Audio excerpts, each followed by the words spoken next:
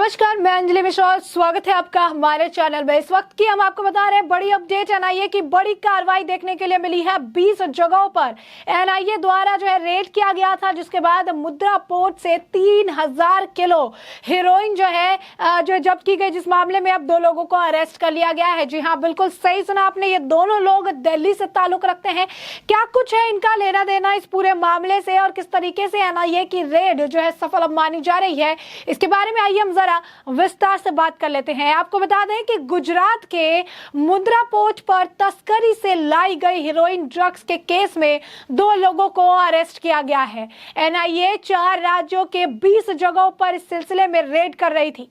बीते साल सितंबर में DRI यानी डायरेक्टरेट ऑफ रेवेन्यू इंटेलिजेंस ने मुद्रा पोर्ट पर 3000 किलोग्राम हेरोइन जब्त किया था और उस वक्त विपक्षी दलों ने जमकर बीजेपी पर निशाना साधा था और ये कहा था कि ये ड्रग्स के मामले में या दूसरे मुद्दे पर घेरते हैं सबको, और गुजरात में इतनी भारी मात्रा में ड्रग्स मिली है।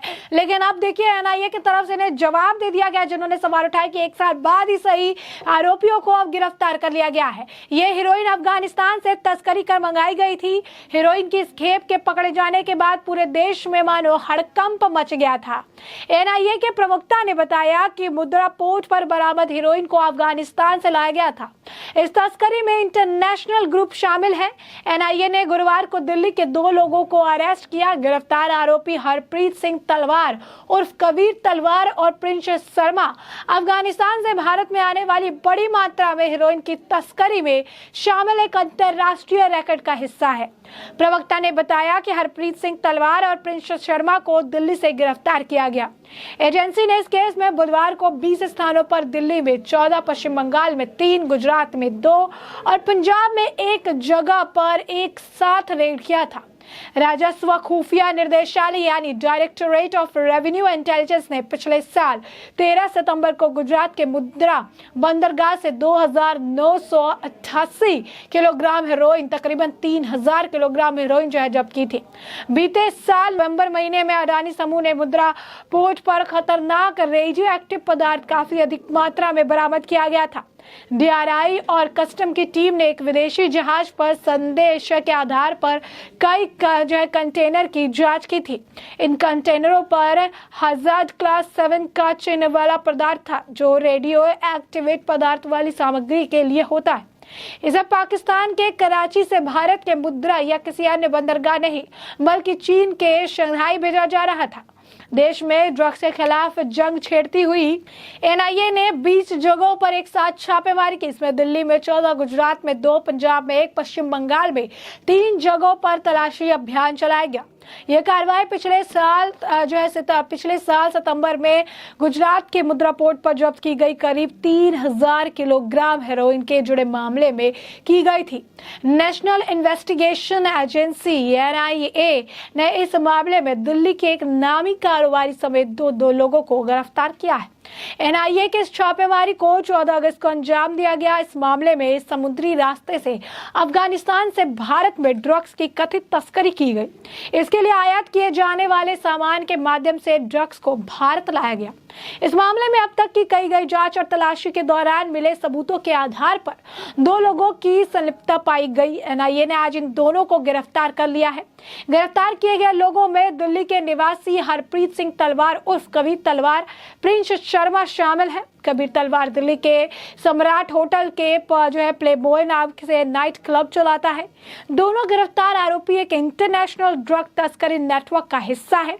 यह ग्रुप कमर्शियल लेवल पर बड़ी मात्रा में अफगानिस्तान में बनने वाली हीरोइन को इंडिया में स्मगल करता है। हीरोइन को भारत में सेमी प्रोडक्ट स्टॉक्स, बिटुमिनस कोल इत्यादि सामान के तौर पर आयात किया जाता है।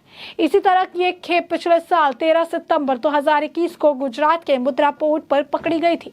DRI ने इस पूरी खेप को जब्त कर लिया था। आरोपी व्यक्तियों ने फर्जी कंपनियों के माध्यम से नशीले पदार्थ का आयात किया। हेरोइन के प्यूरिफिकेशन के कई अफगानी लोग शामिल पाए गए। ये सभी लोग दिल्ली, पंजाब, हरियाणा और उत्तर प्रदेश में सक्रिय थे। आरोपी व्यक्ति इस हेरोइन को आगे भेजने का भी काम करते थे। एनआईए से जुड़े एक सूत्र का कहना है कि इस मामले में सप्लाई चेन और मनी लॉन्ड्रिंग के भांटाफोड़ के लिए आगे जांच चलती रहेगी। ताकि ड्रग डिस्ट्रीब्यूशन और इंटरनेशनल ड्रग स्मगलिंग नेटवर्क में शामिल अन्य लोगों तक पहुंचा जा सके। वही एजेंसी इस पूरे नेटवर्क की आतंक के साथ फंडिंग और आतंकी संगठन हिजबुल मुजाहिदीन से लिंक होने की भी जांच कर रही है। DRI ने मार्च 2021 में इसी बिजनेसमैन के पास से तस्करी कर लाई गए 21.7 लाख गुटखा ग्राम सिगरेट गोदाम गर्म सिगरेट जब्त की थी। इसकी कीमत करीब 6.75 करोड़ रुपए आंकी गई थी। तो आप समझ सकते हैं गोदाम गर्म सिगरेट जब्त की गई थी और इसकी कीमत भी तकरीबन, अगर आपको बता दें कि 5 करोड़ रुपए बताई गई थी। और अब NIA की तरफ से बड़ी कार्रवाई करते हुए 2 लोगों को गिरफ्तार कर लिया गया है। बड़ा एक्शन और साथ ही साथ ये भी देखने के लिए मिला है कि सरकार कितनी ज्यादा सक्रिय है। जब गुजरात में इसे पकड़ा गया था तो सभी विपक्षी दलों ने सरकार पर सवाल खड़े किए थे। सभी विपक्षी दलों ने सरकार से पूछा था कि आपके यहाँ पे कैसे मिल गया, ये किस तरीके से पकड़ा गया, इतनी बड़ी खेप कैसे जा रही थी। गुजरात सरकार पर सवाल उठाए गए थे, गुजरात से लेकर केंद्र सरकार पर भी सवाल उठाए गए थे, काफी तंज कसा गया था। लेकिन आप देख सकते हैं कि उसको छोड़ नहीं दिया गया।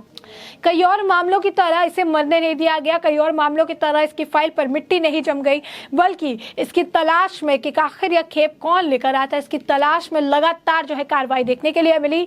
और कार्रवाई इस हद तक देखने के लिए मिली कि कार्रवाई का नतीजा अब आप देख सकते हैं कि साफ तौर पर देखने के लिए मिला है। और अब आरोपियों को गिरफ्तार कर लिया गया है, जो अपने आप में काफी बड़ी बात है। आप देख सकते हैं कि अब जो है अब कोई विपक्षी दल इस पर कमेंट नहीं करेगा कि क्योंकि कई जगहों पर कई राज्यों में इस तरीके से होता है कि मामले सामने आते हैं और फिर उनकी फाइल बनाई जाती है और फाइलों पर धूल जम जाती है। तो प्रधानमंत्री नरेंद्र मोदी पर भी इस मामले को लेकर काफी निशाना साधा गया था, लेकिन अन्य राज्यों की तरह इसकी फाइल पर धूल नहीं जमी, बल्कि इसका निष्कर्ष निकलकर सामने आया और जो आरोपी थे उन आरोपियों को आखिरकार जो है अब गिरफ्तार कर लिया गया है। साथ ही साथ इस पूरे मामले में गिरफ्तार किए गए आरोपी के जो है और भी जांच चल रही है, ताकि आगे का जो है पूरा पता लगाया जा सके कि आगे कौन कौन से लोग इसमें इन्वॉल्व थे और क्या कुछ जो है इस मामले में और अभी होना बाकी है, खुलासे होने बाकी है। देखने की बात यह है कि दिल्ली सरकार की तरफ से भी जमकर के गुजरात सरकार के ऊपर निशाना साधा गया था, यानी दिल्ली केजरीवाल की तरफ से आम आदमी पार्टी ने भी जमकर गुजरात के मामले पर जो है निशाना साधा था। और देखने की बात है कि दिल्ली में ही जो है इस पूरे बड़े रैकेट का भांडाफोड़ जो हुआ है, इसके जो मेन 2 आरोपी है वो दिल्ली से ही ताल्लुक रखते हैं और दिल्ली में ही उनकी बात चल रही थी और दिल्ली सरकार को जो है कानो कान खबर नहीं थी। तो साफ तौर पर आप देख सकते हैं कि जितने सवाल उठाए गए आज के वक्त में, जिस तरीके से कार्रवाई हुई है, गिरफ्तारी हो गई है, इसके बाद अब कोई कुछ नहीं कह रहा है, कोई बयानबाजी नहीं कर रहा है, ना ही इस काम की सराहना कर रही है कि आखिरकार 1 साल बाद जो है 1 साल बाद, 1 साल पूरे होने से पहले ही कहिए कि इस पूरे मामले की सच्चाई जो है सामने ले आ गई है और जो मेन आरोपी थे उन्हें गिरफ्तार कर लिया गया है और अब आगे की मामले की जांच जो है वो भी अब चल रही है। तो ऐसे में साफ तौर पर हमने आपको जो पूरा मामला है बड़े विस्तार से बताया कि पूरा मुद्दा क्या है और किस तरीके से NIA की बड़ी कार्यवाही से जो है इस बड़े ड्रग के खेप को लेकर बड़ा भांडाफोड़ हो चुका है। और अब इस पर जो है आगे क्या कुछ अपडेट आएगा उससे भी हम आपको अपडेट रखेंगे। फिलहाल के लिए हमने आपके पूरा मामला बड़े विस्तार से बता दिया है और इस पूरे मामले पर आपकी भी जो राय हो हमें कमेंट सेक्शन में कमेंट करके जरूर साझा करें। धन्यवाद।